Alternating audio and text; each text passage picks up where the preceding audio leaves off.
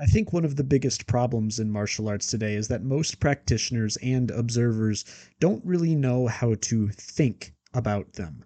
I know that may sound like an insult, but I'm actually not calling anyone stupid here. Learning to critically think on a topic is very much a skill that has to be cultivated. In my experience, many don't know how to do this because they are beginners, and more advanced practitioners will try to use supposed scientific approaches to martial arts as a replacement for where their own thoughts should be. To me, this is the martial arts equivalent of reading one news headline from one source and then spinning a whole worldview out of it.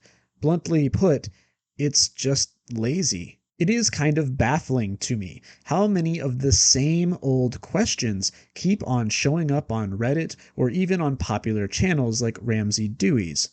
It is painfully clear to me that people just aren't putting in the work to research or deeply think about their questions, and instead are opting to look for shortcuts.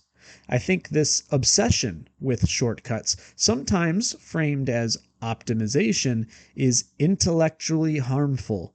Sometimes it goes well beyond that, even, where people who don't know anything about anything present their half baked opinions as an objectively correct position. Maybe one day I'll do a video on how to do research. But this is really a video about how to critically think about martial arts. In my experience, a lot of the most basic questions and misunderstandings about the martial arts can be cleared up just by devoting a bit of brain power to them. And when they can't be cleared up by that, you are at least often provided with a good place to start looking things up. My own method of doing this is mostly about identifying context. The first thing that I try to be aware of is what I would refer to as the rule of markets. When I say rule here, I mean it in both senses of the word. It is a kind of governing law and a kind of pervasive domination. On some level, I think most martial artists are intuitively aware that what we do is, in fact, an industry. I don't think people are aware how deeply this goes, though.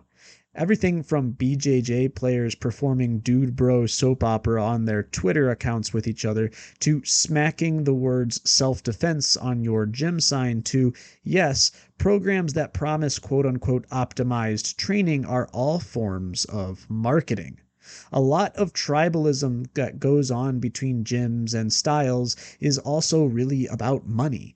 Even specific techniques like big flamboyant jump spinning kicks or some of Aikido's 2-on-1 takedowns are techniques that exist and persist solely to catch the eyes of the uninitiated.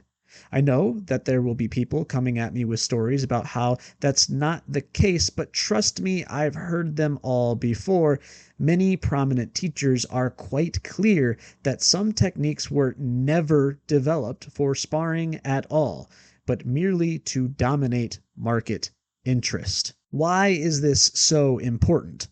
Well, whenever you're curious about something in the martial arts, it's crucial to refer back to the rule of markets. So much of what goes on in the martial arts world leads right back to money, or at least partially it does. I'm sure a lot of people could interpret this as a kind of grift. I'm not going to make that call for you. I think everyone has to find where to draw the line on the ethics of this stuff for themselves. What I will say, however, is that martial arts have never been a very lucrative business. Sub 1% of practitioners really can make a sustainable, long-term living doing this. So while teachers and gyms might not always be directly adding misinformation themselves to discourse, everyone is kind of incentivized to allow people to believe some pretty crazy shit, or even downright incorrect things. It is much more financially useful for people to believe that your martial art can easily defeat stronger people, that it's the silver bullet to combat sports, that it can be mastered in a relatively short period of time, and that no one else on the market has the same degree of quality. It is far more difficult to sell a martial art to people when you tell them it's going to be a long road filled with physical discomfort and self-doubt, that progress is about consistency, and that even then, every martial art has its weaknesses. Again, I'm not trying to paint martial arts teachers or institutions as deceptive here. Some lean into this. Yes, those are your cults and your McDojos. Most, though, are just trying to keep the lights on. Remember, if a gym goes under, then people don't have the ability to train at all sometimes. My point is that it will always do a person good to assume market forces are quietly at work behind the scenes. Perhaps the most common question on the internet is some variation on what is the best martial art for blank. The answer most people will get often depends on who advertises the best to them. Even when the actual answer, at least what I see as the actual answer, is that the best martial art is the one you'll consistently show up to and fulfills your personal goals. The issue is that the more truthful answer implies a lot of effort and requires some introspection on the part of the potential consumer. It is much more daunting than the sweet promises of an art that you can be great at in 1 year, has zero chance of getting you hurt, and is the best for MMA, etc., etc. Likewise, I see a lot of people saying certain techniques are bullshit because they would never work. But this, again, requires people to be more specific. It's true that certain practices in Aikido, for example, would never work or play out that way in sparring, but that doesn't mean they aren't working.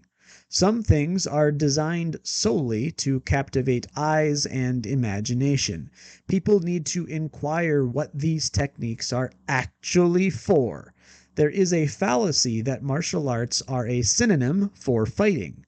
Martial arts are as much entertainment, ritual, physical development, and social education as they are a curriculum for some format of combat. People can say that's bullshit or that it's wrong all they want, but training just for fitness or just for aesthetics is still training a martial art. The only issue is when the person teaching isn't honest about those things. But yeah, some techniques are indeed techniques of combat, but others are techniques of market influence. Personally, I actually think that's kind of cool. It's martial economics, though I understand why some people might be put off by that. The second piece of context people should really refer to is metagames. A meta is sometimes described as meaning most effective tactics available. Personally, I don't like this acronym so much and prefer to envision a metagame as a setting rather than a set of tactics. I will give you an example.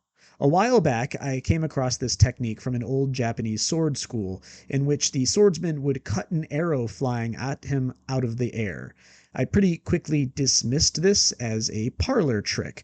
My academic background is in pre-modern and early modern Japanese history, and the notion of a samurai in formation parrying arrows mid-flight is kind of ridiculous when you remember swords were a mere auxiliary weapon and that doing this in formation would be nigh impossible. But then I started to reframe my analysis with more useful questions. Questions like, what kind of hypothetical setting would this technique actually make sense in? Well, what if there were a rivalry between this sword school and a nearby archery school? In a duel, deflecting a single arrow might mean enough time to close the gap on the archer and kill him. Or, like I mentioned in markets, maybe this was a technique devised solely to capture the fascination of would-be wealthy sponsors. Historically, I don't know the truth of this particular technique. I imagine it would take an on-the-ground investigation, and that's kind of outside of my resources at the moment. But what is true here is kind of besides the point, at least what's historically true. The point is that what I considered a parlor trick actually could have been a very practical technique in a very specific setting. And I didn't even need to look anything up to come to this conclusion. Just think about the technique in a critical way. What is true is that our predecessors were rarely morons. You don't learn to slice a projectile out of the air in a single afternoon. The sheer time investment to acquire and master such a skill reveals that it must have been practical in some context. Techniques generally don't just burst onto the scene for no good reason. They are almost always a response to something. I would always want people who are talking about whether something does or does not work to take this into consideration. While my example of the old sword school is a metagame that hypothetically would have existed some 300 years ago, plenty of metagames exist today. Self-defense, for example, is a metagame, albeit a very, very broad one that is very inconsistent. Judo, wrestling, boxing, karate, Muay Thai, MMA, pretty much every style has an associated metagame. So when people make statements like, that would never work, they need to be more specific. Wouldn't work for who? When? Where? Why? Are there counterpoints or counter examples? Most of this commentary is down to people being lazy, uneducated, or, referring back to markets, weirdly tribalistic. As I pointed out in my martial arts aren't a science video, a lot of people seem to believe we are living in this enlightened era of martial arts, as if every era that has come before hasn't believed the same exact thing, and that every era that will come after us will continue to believe that they are living in the most enlightened of present times. People are under this impression that metagames evolve and essentially prove or disprove techniques' value. I would posit that actually metagames have proven far more techniques than they have disproven, and will only continue to do so. I've been watching the UFC, for example, almost since its debut. There are so many techniques and styles that were derided as nonsense until they just started to work. I feel most people don't pick up on this because it's a slow process, and the dopamine hit of dogpiling certain styles is much more addictive than entertaining the idea that they could one day become viable. But mark my words, eventually someone who is talented enough and, let's be honest, autistic enough will eventually come around and make even the goofiest of things work, even if it's just in a limited way. It could be in a week, it might take another 30 years, but in general, metagames tend to expand the longer they exist, unless they are artificially shrunk. An example of that would be the removal of leg attacks from judo. The reason is that there is a competitive incentive to expanding a metagame. If you are the first guy to make something work, you have a very brief but sometimes career-making monopoly on it. Ronda Rousey comes to mind here. She basically made a career out of just hip tossing and arm barring people in an era where people didn't really know how to handle that in MMA. Now, in the broader discussion of what works or doesn't work, there are other problems.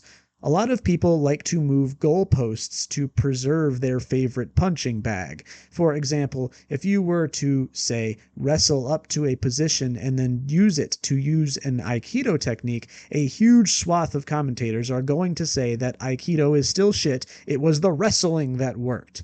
To me, this is peak intellectual dishonesty. A lot of the discourse that surrounds things like Aikido or Wing Chun revolves around wanting to see it work in sparring. Yet when it does work in sparring, or is used in conjunction with other martial arts, people are quick to find ways to dismiss it. This is, again, people just not understanding context, or maybe just being that dumb. I feel a lot of this commentary comes from people who expect these arts to behave exactly like they do in demonstration, but here again, context is key. A demonstration is a totally different arena with different goals than a sparring match. Comparing the two is apples and oranges. Other times, I think people just don't want to let other arts have anything. But again, tribalism in marketing. And that isn't even going into the psychological angle where people want to feel like their martial arts decisions are superior to someone else's, even though it's usually between strangers on the internet, and that seems like the most childish way to spend an afternoon. My point in all of this is that we need to know the context behind a martial art, a technique, or even a behavior to make a value call on it. I do think there are some techniques out there that are indeed pure trash. So trash that I hesitate to even categorize them as techniques. I know there are techniques out there that don't work in sparring, but sometimes that isn't their designed purpose. I know there are things that work great in BJJ that would get you disqualified or penalized in wrestling or judo, and vice versa. The takeaway here is that people view martial arts very narrowly.